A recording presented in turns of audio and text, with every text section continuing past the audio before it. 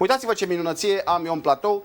4 mândre creaturi, 2 băieți și 2 fete, unul mai frumos ca celălalt. Surpriza nu este că am 4 copii invitații mei în platou. Hai să vă și prezentați, cum vă numiți? Marius. Marius.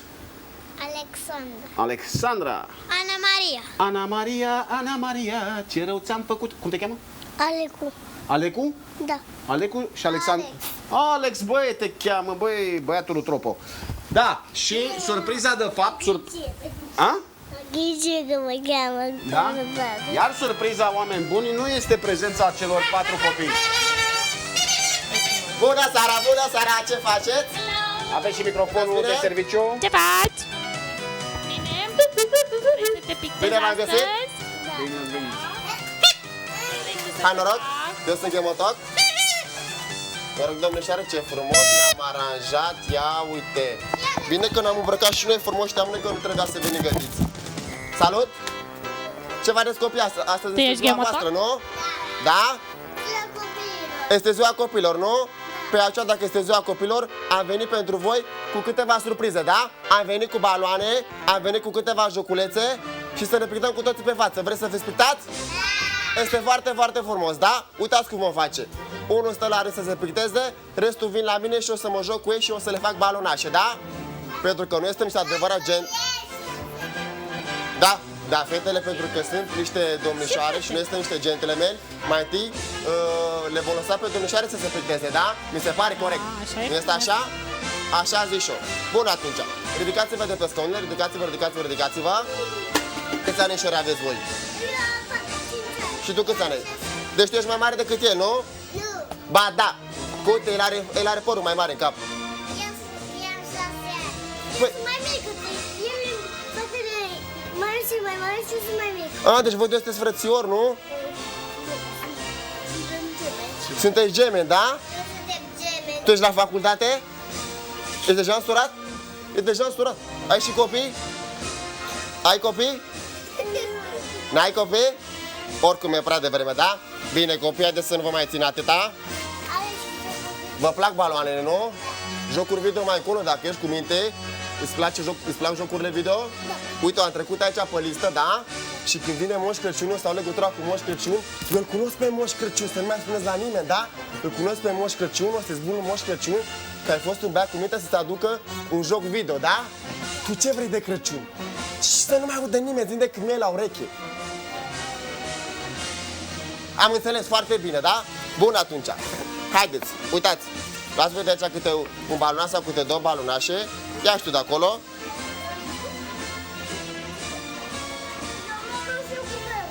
Foarte frumos, să știi. Uite. Te descurci? Dă-mi baloanele și acum mai umflă baloanele. Baloanele sunt la mine, scuze-mă, baloanele sunt la mine. Haideți să facem un elicopter. Îți plac elicopterele? Da? Ai carnet de elicopter? Carne? Ai carnetul la tine? Nu. Se pare că n-ai nimic la tine. Fără carnetul de elicopter, nu poți să te lași să pilotezi acest elicopter, da? Vrei să obții acum pe loc carnetul? Este foarte, foarte ușor. Îți voi pune 3 întrebări, 1, 2, 3, iar tu va trebui să răspunzi corect decât la o întrebare. Ești gata? Sigur? Ai ochii și urechile la mine? Nu le găsesc, dă-mi-le. Dă-mi ochii și urechile. Dă-mi ochii, dă-mi și urechile. Foarte bine, le-am băgat în buzunar. Atenție, acum vom pune întrebările, da? Ești atent, da? Fii atent, prima întrebare. Prima întrebare, ia să vedem. Gata, am găsit. Care este codul tău numeric personal de la buletin? Care este? Să nu șoptești. Alexandru, nu prea este bine, erai pe aproape. A doua întrebare, ai grijă, da? A doua întrebare. De când nu ți-ai mai tăiat unghiile la picioare? Nu știu. Și să mai spui asta nici măcar în ce, da? Și ultima întrebare este foarte importantă, ia să vedem. Care este culoarea ta preferată? Foarte bine, se vede după cum ești încălțat. Ai obținut permisul pentru a pilota acest elicopter. Acum, haideți să-i dăm drumul, da? Ține-te puțin balonul ăsta. Nu le ține bine, trebuie să ții, să nu mai se desumfle, da? Haideți să mai încercăm o dată. Foarte bine. Nu ți-e frică de înălțime, da? Mă bucur să aud asta. Și voi sunteți la grădiniță, copii, nu? La grupa mică sau la grupa pregătitoare pentru a face sarmale? Nu! La ce grupă pregătitoare ești tu? La grupa mare, tu la grupa mică. Da? Și vă place acum la grădiniță? Ce vă învață pe voi? Vă învață să puneți termopane, să spălați covoarele, nu? Nu! Păi pe mine asta m-a pus să fac când eram la grădiniță. Acum ce se mai învață la grădiniță? Pe mine scris. Pe tine să scrii și pe tine? Pe mine m-am făcut să-i șterg praful. Să ștergi praful? Da. Da? Asta e acum, se mai întâmplă. Dar voi copii știți câte o poezie? Eu știu. Da? Îmi spui și mie, pe urmă o să spun și o ție. Știi și tu poezie? Bine, haide să vedem, uite, vom începe cu tine. Ia să vedem. Zi-te o poezie, uite-te aici la cameră. Hai să vedem acum o poezie. Uite, zi la microfon să se audă mai tare.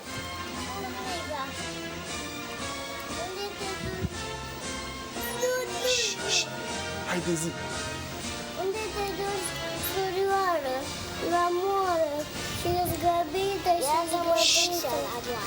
Ia că mă duc și eu la moare și soare și copiii îmi cer mâncare și la noi e mușuroi. La Foarte bun. curcan, nu-i așa. Foarte frumos, foarte frumos. Haideți să-l aplaudăm, a fost minunat, minunat. Excelent, excelent, excelent. Acum, nu s-a desfăcut, o să-l facem mai departe, da? Acum este rândul tău. Ai pregătit poezia lui Ceafărul, nu? Ce? Ce? Spune tu, aceea, ce poezie vrei? Uite, ce poezie vrei tu? Unde e microfonul? I l-am dat lui acum, da? Uite, ține tu microfonul, ține tu microfonul. Eu o să-ți fac elicopterul, așa. Spune-o pe aia cu cățelușul. Cățeluș cu părul drept. O știi pe asta? Fură gâsca din garaj. O știi? Și se fură că nu o jură, da, da, așa este? Ba, da, așa este. Ia zi tu, aici cum este? Voi știi, tu știi, domnișoară, cum este poezia? Nu știi poezia cu cățelușul? Haide, vine aici, zi tu ce poezie vrei. Au casa în ciuperci, mănâncă frași și mure și care că pomerci. Piticii nu știu carte, nu știu nici poezii, iar mergii duc departe, nu-și călătorii. Mergii duc la școala de pitici.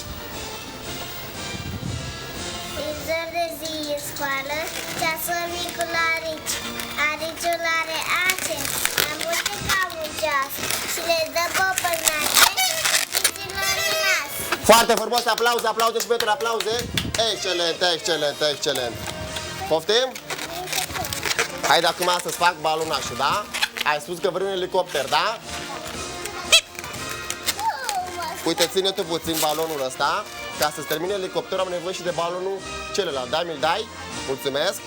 Care nevoie de două. Aveți copii prieteni la grădiniță? Da? Și vă jucați cu ei acolo? Vă jucați, da? Vezi ce lung este? Ce lung este balonul?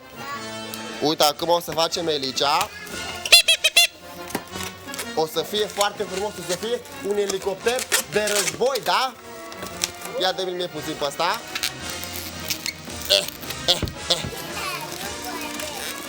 Și ați primit copiii astăzi cadouri de ziua voastră? Da? Am un pistol. Un pistol cu ce? Clin cu murături? Atunci? Un pistol cu lapte? Ia uite. Să ții, da? Și să ai grijă de el. Foarte bine, foarte bine. Tu ce vrei? Vrei să facem... Ce să facem? Vrei să... Avion, nu? Nu tot avion. Uite, avion are el. Avion. Haide să facem mai bine. Haide mai bine să facem pe Pantera Roz. Vrei? Da? Bine, atunci, uite, vă facem pe Pantera Roz. Luăm atunci un balon roz. Ține și tu puțin balonul ăsta. Uite, vezi dacă nu le ții. Mine a zburat, da?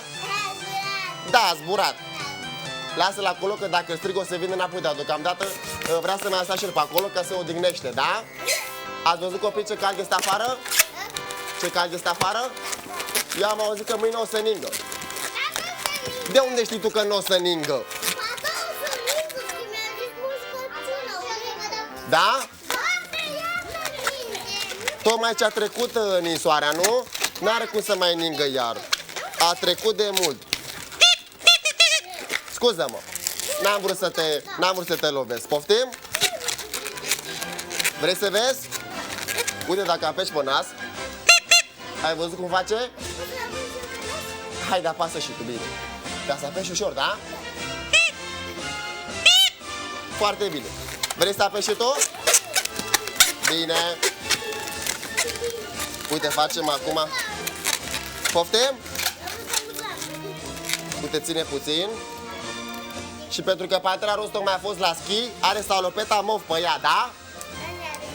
Pentru că nu am terminat-o, că nu am terminat-o, da?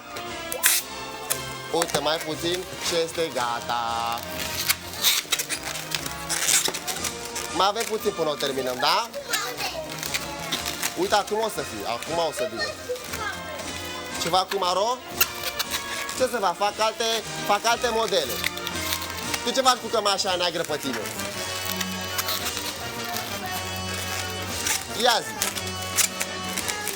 E secret? Nu ne spui și nouă? Da?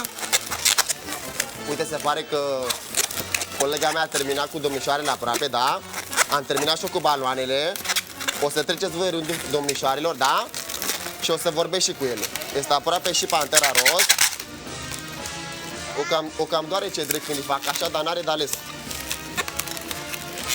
Și ce mănâncă Pantera Roz?